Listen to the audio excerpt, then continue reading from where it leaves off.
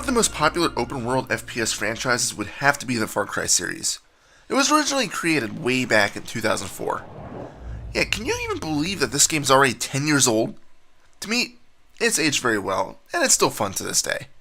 The original Far Cry has you controlling a former US Army Special Forces soldier named Jack Carver, who agrees to take a woman named Valerie on a sailing trip.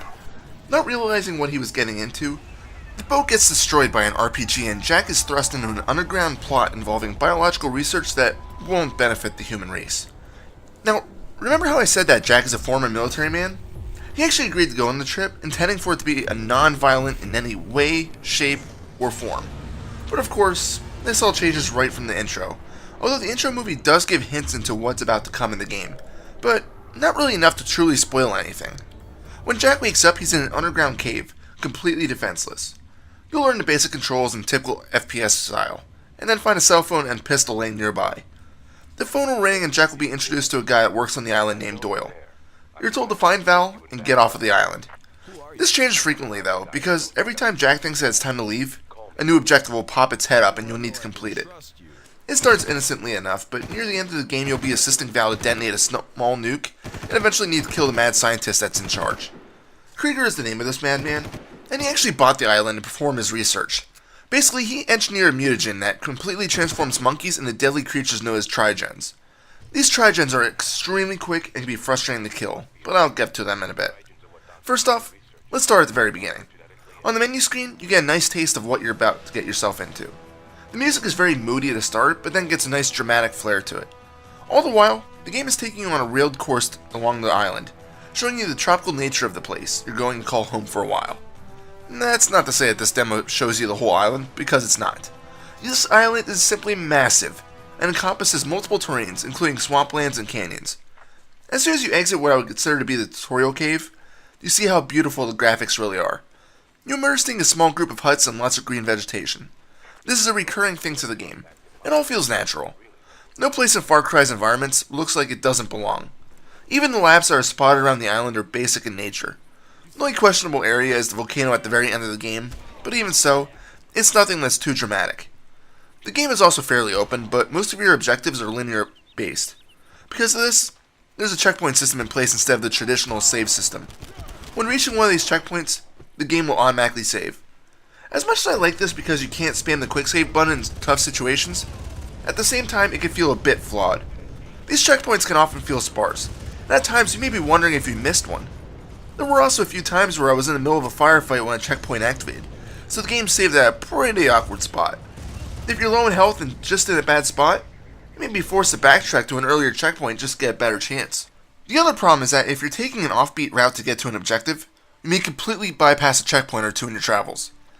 As I said, I want to like the checkpoint system, but it does have some annoyances that make me feel like a traditional save system may have been a little bit better, or maybe would have been nice to have it used in conjunction. Jack will be forced to walk quite a bit, but there's also an array of vehicles that can make longer treks more bearable. You'll usually find some sort of 4x4 off-road vehicle with a mounted machine gun to assist with killing your enemies, and you can fire this gun as you drive. In addition to this, there's also a few boats you can drive, along with a hang glider. The hang glider is a bit more rare, but it's still fun to use when you do get the chance. You also do get a rail shooter style segment where Val is driving a truck and you're manning the gun. This part can be difficult due to the helicopter that chases you, but if you can knock it out of the sky early, you should be okay. As you do travel around the island, you'll run into Krieger's personal army, tasked simply with defending the island from any prying eyes. These guys are professionals and will often attempt to use tactics to defeat you. You may find that some of them will lay down suppressive fire while another batch goes to flank you. Thankfully, the combat is incredibly smooth. There's not a clunky feel to it at all, and switching weapons, firing modes, and reloading is all done perfectly. Sadly, there's no real iron sights, which would have been a welcome addition, but if my memory recalls correctly, this game was released when most gamers were still using the aiming function as a basic zoom feature. Thankfully, since many of the weapons have sights, it's not really an issue. Jack can only carry 4 weapons, so if you find one that you want but you're already full, you'll need to drop one. Sadly, the machete, which is the only melee weapon in the game, is considered in that 4 weapon maximum, so it's up to you whether or not you want to risk carrying a melee weapon or not. Personally, I found that it didn't do the damage that it should, so I dropped it quickly in favor of a more powerful weapon. As I said, the first gun you get access to is a Desert Eagle, followed by an M4, But then you'll find weapons such as the G36, M249, Jackhammer, MP5, and P90. I'll also say that although there's 3 different assault rifles, I found the M4 to be the best one due to its accuracy. I found in order to be accurate with the G36 or OICW, you had to be prone. Granted, these 2 advanced rifles had explosive secondary modes, but it was rare that I ever actually needed them.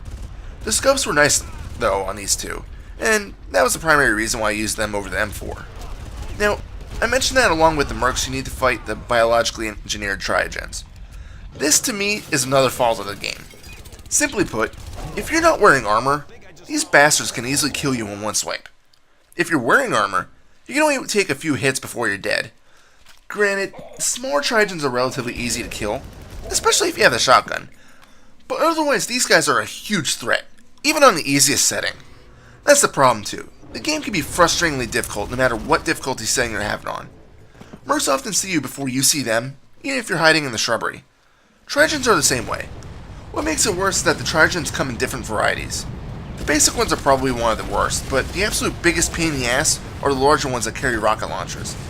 They'll just keep firing them and take way more damage than they really should.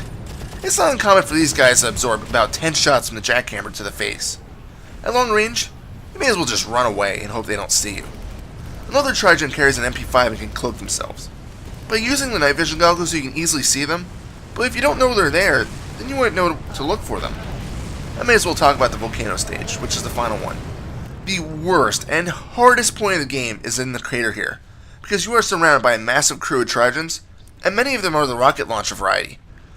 After you do manage to kill them all, you can't help but look around for a checkpoint, because you sure as hell don't want to go through that again. Now that I'm done ranting about those frickin' triogens, let's talk about the game length. Simply put, it's pretty long. There's probably at least 20 different areas that need to be traversed, and each takes place on different places on the island. Unlike later open world games though, Far Cry does need to load when proceeding into the next area. This is what takes away from some of the open world feel. In fact, later stages start becoming a bit more linear and force you to travel the paths that are presented to you, instead of opting for a more unconventional route. This isn't always a bad thing since you can see the enemies in front of you, but in a game that starts off open, you can't help but wonder why they stopped it in later stages. Maybe they just wanted to present the story a bit differently. I don't know. Now let's talk about Jack's physical limitations. I've already mentioned that he can only take 4 weapons with him, and that triogens have the ability to kill him in one slice, but he also can't take too many bullets before dying either. Rockets are also somewhat realistic in damage, as even splash damage can hurt you heavily. One of the other problem factors is that Jack really can't take a fall. Even a small one can deal a bit of damage to him, so it's really best to avoid any sort of drop whatsoever, unless it involves jumping into a large body of water. Finally, everything in the game is fully voiced, but sometimes you do have to question the talent of them. None of it feels forced and overly dramatic, and just doesn't feel natural, which is really a shame in a game like this. Most notable of this is actually Jack. Many of the things that he says sounds like the actor was trying to force a badass demeanor, but just couldn't pull it off without sounding completely fake. Your way inside the compound is about as clear as it's going to get. Oh, and one more thing. When that nuke detonates, it could cause all sorts of strange things to happen. What I'm trying to say is that you might be in danger of being affected by the mutagen. You might want to take some precautions. Precautions? Like not blowing up a nuclear weapon while I'm standing right next to it? I'm dead serious. You should be able to find a serum used as an inoculation in the compound. They usually keep a good supply there. Let's prep the nuke, and then we can go grab the serum. What is this? A bad spy movie? You two are gonna get us all killed. Thankfully, the story is decent, even without perfect voiceovers. All of the objectives make perfect sense, and there's even a plot twist that turns Jack into a budding triogen. Of course, he does get the antidote, but without spoiling too much, I will say that there's a hell of a twist. But you might even be able to see it coming. Far Cry was an amazing game then, and it's still a great game now. Sure, it has its faults, but they're not major game breakers that will render the game impossible, although sometimes the triogens make it feel that way. With enough persistence, the game is completable, and once you do finish it, you'll know that you've finished one of the more difficult shooters out there. If you haven't given it a shot yet, do so. If you've already played Far Cry 2 or 3, you should still play this, because the gameplay is much, much different than its sequels. But that's not a bad thing. Final score? 9 out of 10. This is Reaper. Happy fragging.